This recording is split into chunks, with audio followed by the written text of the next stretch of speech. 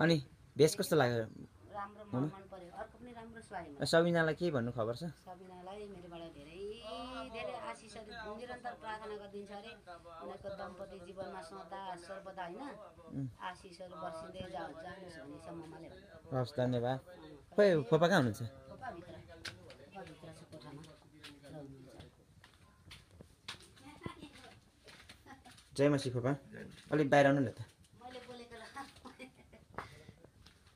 फोपा बाहिर निस्किनुहोस् अरे। त्यहाँको पनि राम्रो आउँदो रहेछ त नि उताको पनि एकछिन फुटै निक्लिनु यहाँ म बोल्दै गरेको लग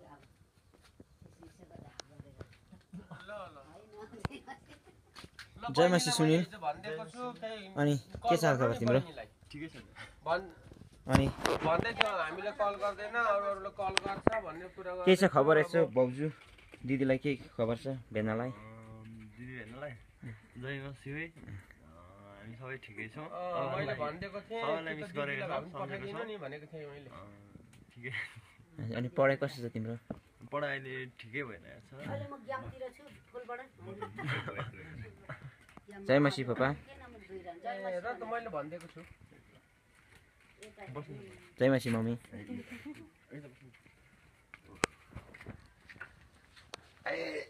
सन्ध्या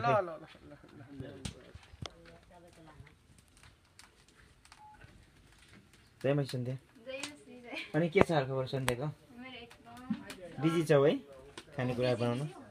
अनि यसो दिदी भेनालाई खबरहरू के छ यसो? धेरै मिस गरेछ हो? यता हेरेर भन न।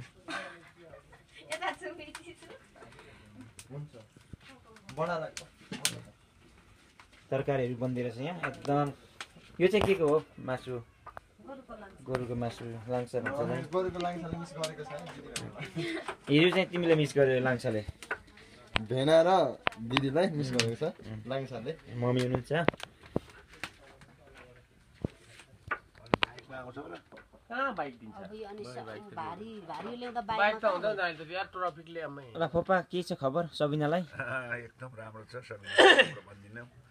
अनि भोलि पर्सि आउँदा अल्कालाई जयमसी सबै पापाहरूलाई मम्मीहरूलाई अनि सबै भाइ बहिनीलाई मेरो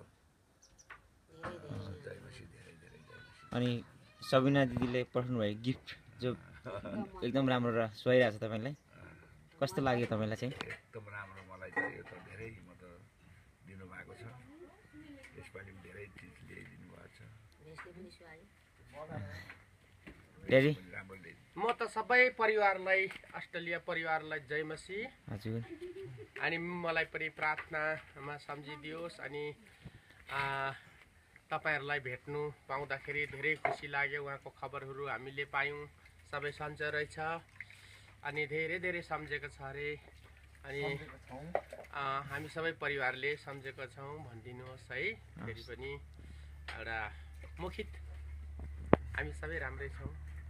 धन्यवाद। मेरो ममालाई हात जोडेर जयमसी ममालाई। हवस् धन्यवाद।